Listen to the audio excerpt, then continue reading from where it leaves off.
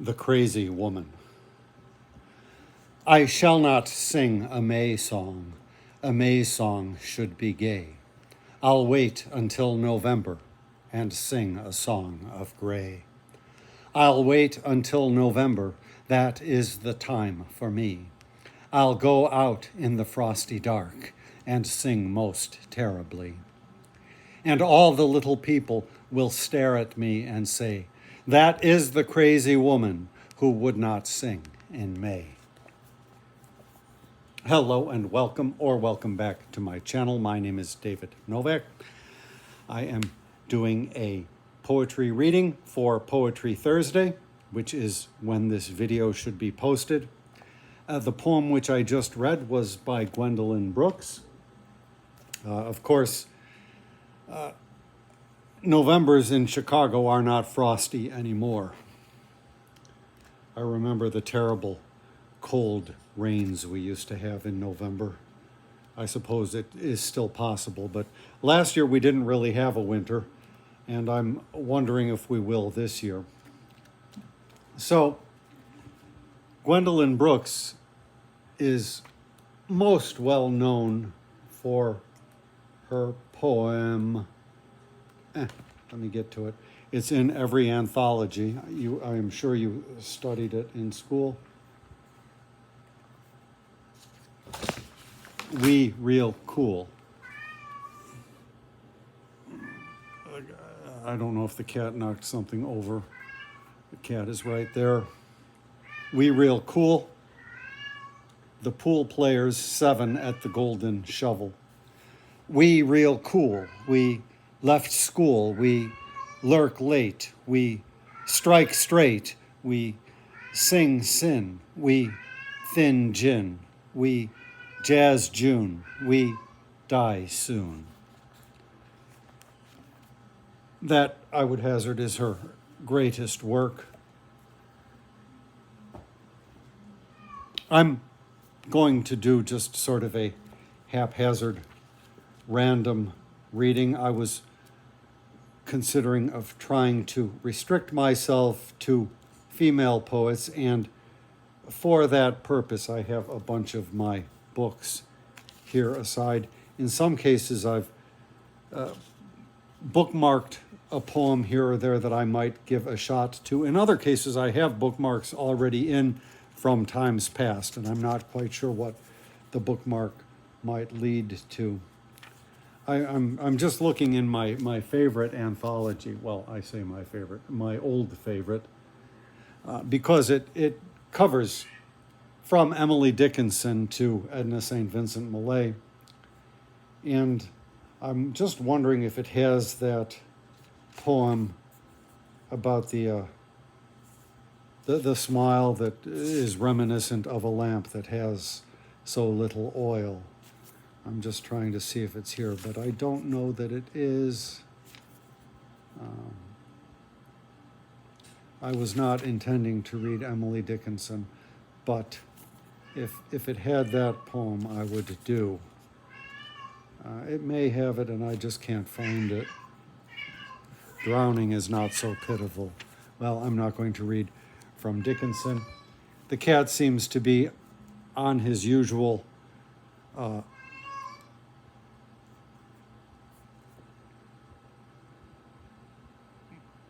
about to zoom mode.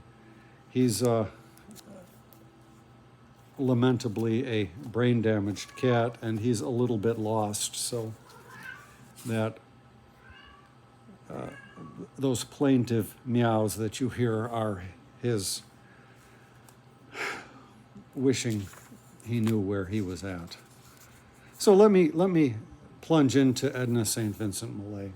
She's a favorite poet of mine, and particularly a favorite poet from this anthology. I have a book of her collected sonnets, and I have a book of her early poems, and I think I have something else, but I don't like enough of her poems to want to use those volumes when most everything that I like most dearly are in this anthology. I don't have a collected. So how about Elegy Before Death? This is very well known. There will be rose and rhododendron when you are dead and underground. Still will be heard from white syringas, heavy with bees, a sunny sound. Still will the tamaracks be raining after the rain has ceased, and still will there be robins in the stubble, brown sheep upon the warm green hill. Spring will not ail, nor autumn falter. Nothing will know that you are gone, saving alone some sullen ploughland none but yourself sets foot upon. Saving the mayweed and the pigweed, nothing will know that you are dead. These, and perhaps a useless wagon standing beside some tumbled shed. Oh, there will pass with your great passing, little of beauty not your own. Only the light from common water, only the grace from simple stone. I'm a bit in a low mood tonight, so I think reading poetry will help me to bring it lower, or at least help to give me an equilibrium within that lowness. Passer mortuus est. Death devours all lovely things. Lesbia with her sparrow shares the darkness. Presently, every bed is narrow. Unremembered as old rain dries the sheer libation, and the little petulant hand is an annotation. After all, my erstwhile dear, my no longer cherished, need we say it was not love just because it perished?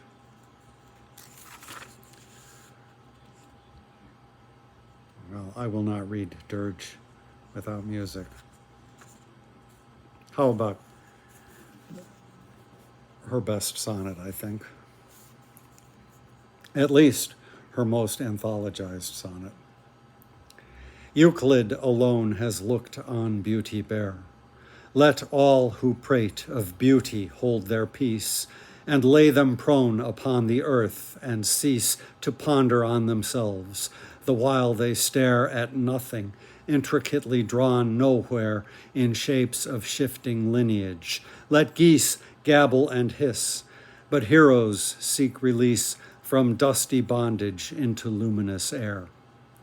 O blinding hour, O holy, terrible day, when first the shaft into his vision shone of light anatomized,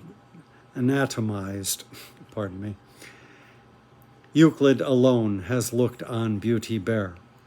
Fortunate they who, though once only and then but far away, have heard her massive sandal set on stone. You can tell I have not practiced for this. Well, let me switch on to somebody else. Christina Rossetti. These bookmarks are from a former time. I have not read Rossetti for a while. De Profundis, what is that? Well, I will give this a shot. I don't know this poem that well, I'm sure. De Profundis. Oh, why is heaven built so far? Oh, why is earth set so remote? I cannot reach the nearest star that hangs afloat. I would not care to reach the moon, one round monotonous of change, yet even she repeats her tune beyond my range. I never watch the scattered fire of stars or sun's far trailing train, but all my heart is one desire, and all in vain. For I am bound with fleshly bands. Joy, beauty lie beyond my scope. I strain my heart, I stretch my hands, and catch at hope. The trouble with reading a poem without any prior glance is that you may come across a word that you don't know how to pronounce, or as in that one by Millay, anatomized. You're just not expecting something like that. So it is good to prep, but I just thought I would wing it.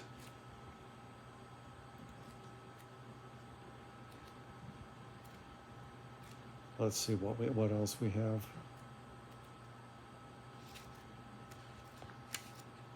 I want to see what I have at these bookmarks, and it's not flipping open to any of those bookmark pages. Well, I don't want to try a sonnet. That's probably too hard for me. This is called 1 Foot on Sea and 1 on Shore. Oh, tell me once and tell me twice and tell me thrice to make it plain, when we who part this weary day, when we who part shall meet again. When windflowers blossom on the sea and fishes skim along the plain, then we who part this weary day, then you and I shall meet again. Yet tell me once before we part, why need we part who part in vain? If flowers must blossom on the sea, why we shall never meet again. My cheeks are paler than a rose, my tears are salter than the main. My heart is like a lump of ice, if we must never meet again. Oh, weep or laugh, but let me be, and live or die, for all's in vain. For life's in vain since we must part, and parting must not meet again, till windflowers blossom on the sea, and fishes skim along the plain. Pale rose of roses let me be, your breaking heart breaks mine again. Christina Rossetti.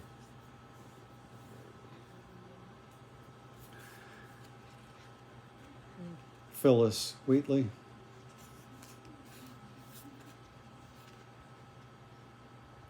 This is to Captain H.D. of the 65th Regiment. I think the footnote said it was Hanfield. I believe Captain Hanfield. So the H-D appears in the poem, and I will just read the name. I hope I've got it right. Say, Muse divine, can hostile scenes delight the warrior's bosom in the fields of fight? Lo, here the Christian and the hero join with mutual grace to form the man divine. In Hanfield see with pleasure and surprise where valor kindles and where virtue lies. Go, hero brave, still grace the post of fame and add new glories to thine honored name. Still to the field and still to virtue true, Britannia glories in no son like you.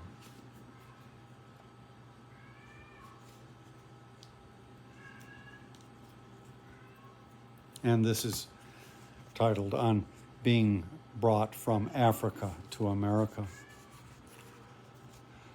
'Twas mercy brought me from my pagan land, taught my benighted soul to understand that there's a God, that there's a Savior too. Once I redemption neither sought nor knew. Some view our sable race with scornful eye. Their color is a diabolic dye. Remember, Christians, Negroes black as Cain may be refined and join the angelic train. So this is from the Penguin Complete Writings of Phyllis Wheatley.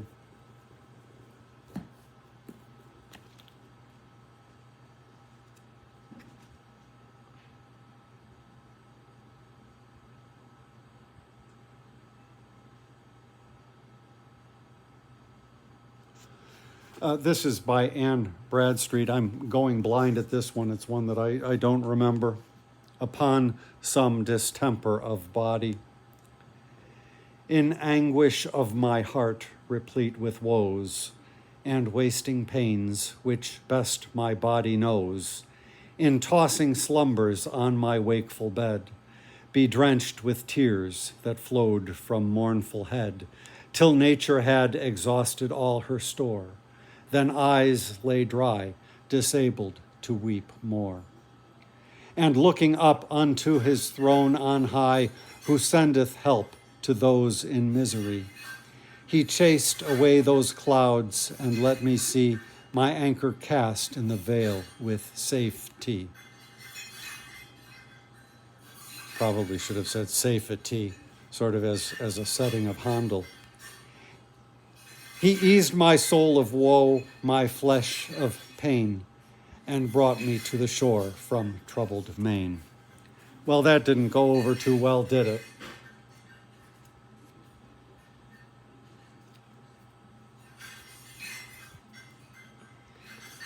In memory of my dear grandchild, Elizabeth Bradstreet, who deceased August 1665, being a year and half old.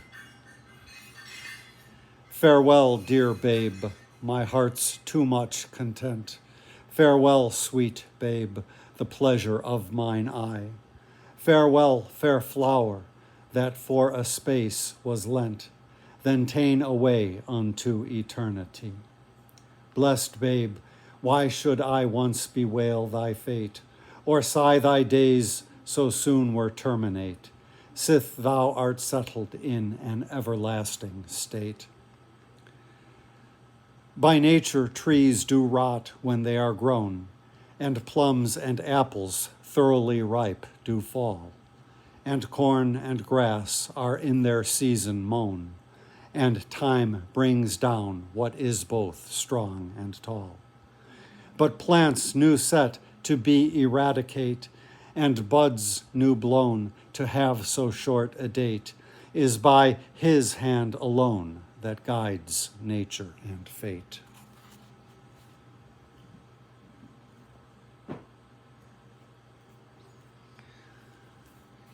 Something by Dorothy Parker. This is called Distance. Were you to cross the world, my dear, to work or love or fight, I could be calm and wistful here and close my eyes at night. It were a sweet and gallant pain to be a sea apart, but oh, to have you down the lane is bitter to my heart. That kind of spoils the mood, wouldn't you say? But that's pretty much what you get with Dorothy Parker. See, here's my two Millay books, but yeah, well, let's see if there's anything in here that I should do.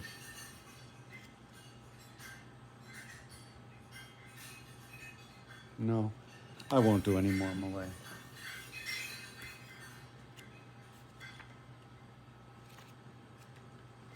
Some Aphra Behn.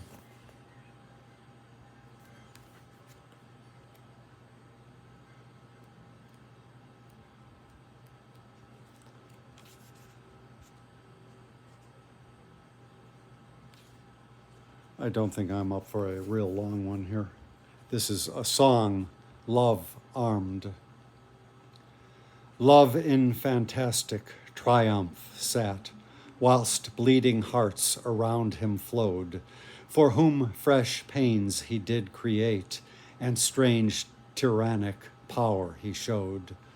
From thy bright eyes he took his fire, which round about in sport he hurled, but 'twas from mine he took desire, enough to undo the amorous world. From me he took his sighs and tears, from thee his pride and cruelty, from me his languishments and fears, and every killing dart from thee. Thus thou and I the God have armed, and set him up a deity. But my poor heart alone is harmed, whilst thine the victor is and free.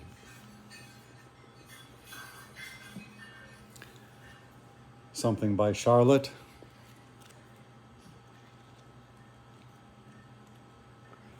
This is where the bookmark was, and I don't think I've recorded this one on my channel, but I'm supposing I must have liked it. I think she may have done some poems that were based on Plutarch. I'm not sure, but yeah, as soon as you hear the first line, you'll realize why. This is just titled Stanzas. Ah, think'st thou, Laura, then, that wealth should make me thus my youth and health and freedom and repose resign? Ah, no, I toil to gain by stealth one look, one tender glance of thine. Born where huge hills on hills are piled, in Caledonia's distant wild, unbounded liberty was mine. But thou upon my hopes hast smiled, and bade me be a slave of thine. Amid these gloomy haunts of gain, of weary hours, I not complain, while hope forbids me to repine, and whispering tells me I obtain pity from that soft heart of thine. Though far capricious fortune flies, yet love will bless the sacrifice, and all his purer joys combine, while I my little world comprise in that fair form and fairer soul of thine.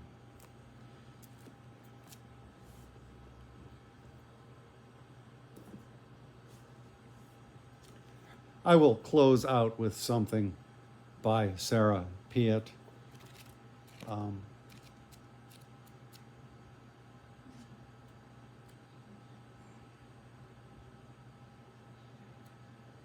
keep thinking her name should be something like Sarah Morgan Piatt or something like that. Well, let me do a couple. Let's see what I have here. Calling the Dead. My little child, so sweet a voice might wake so sweet a sleeper for so sweet a sake. Calling your buried brother back to you, you laugh and listen till I listen too. Why does he listen? It may be to hear sounds too divine to reach my troubled ear. Why does he laugh? It may be he can see the face that only tears can hide from me. Poor baby faith, so foolish or so wise, the name I shape out of forlornest cries, he speaks as with a bird's or blossom's breath. How fair the knowledge is that knows not death. Ah, fools and blind, through all the piteous years, searchers of stars and graves, how many seers, calling the dead and seeking for a sign, have laughed and listened like this child of mine.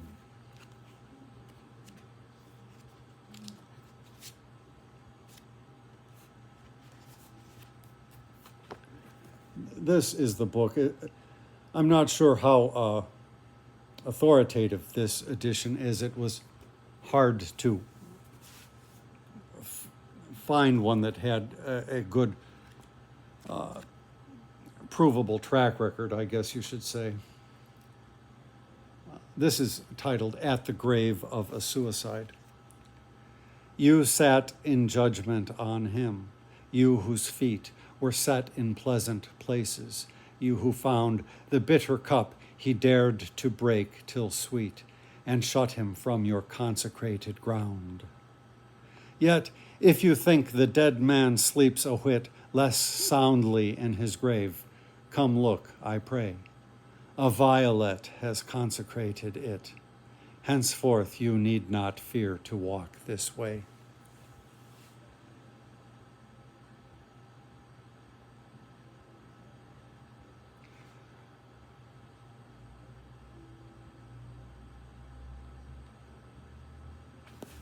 I am not sure how you say that word. so I'm just going to read this one blindly. Lie still, you need not love nor gold, nor name to make the sum complete. The world no living hand may hold falls at a dead man's feet. Lie still, you climbed for flowers and found they grow not well in highest air. Lie still, the rock, the thorn, the wound were yours, you had your share. Lie still, this is the end, they say. Lie still, the peasant and the king, a little weary, walk this way. The bride leaves here her ring. Your virtues, though the priests speak true, you need not blush, your face is hid. The roses life denied to you are on your coffin lid. So let me read Piatt's Best. This is a marvelous poem. If I wind up fumbling through it, I'll put a link to my previous recording of it on my channel. Not that it's a stellar rendition, to be sure, but it's such a wonderful poem, and it deserves to be read without flub-ups. Giving back the flower. It's kind of hard to read because of the way the lines wrap around. Giving back the flower. So, because you chose to follow me into the subtle sadness of night, and to stand in the half-set moon with the weird fall light on your glimmering hair, till your presence hid all of the earth and all of the sky from my sight, and to give me a little scarlet bud that was dying of frost to wear. Say, must you taunt me forever, forever? You looked at my hand and you knew that I was the slave of the ring, while you were as free as the wind is free. When I saw your corpse in your coffin, I flung back your flower to you. It was all of yours that I ever had. You must keep it and keep from me. Ah, so God is your witness. Has God, then, no world to look after but ours? May he not have been searching for that wild star with the trailing plumage that flew far over a part of our darkness while we were there by the freezing flowers, or else brightening some planet's luminous rings instead of thinking of you?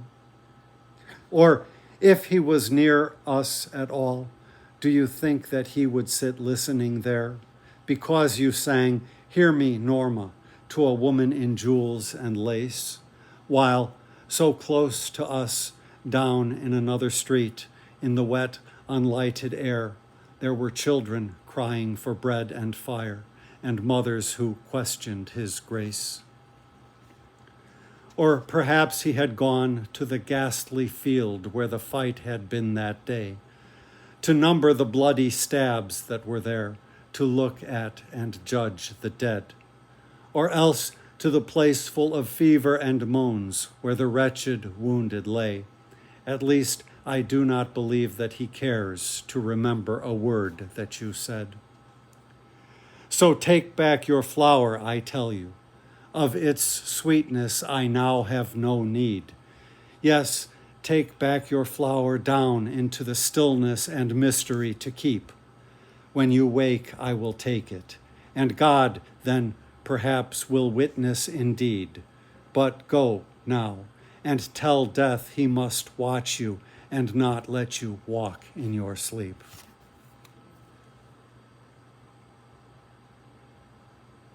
That was from 1867.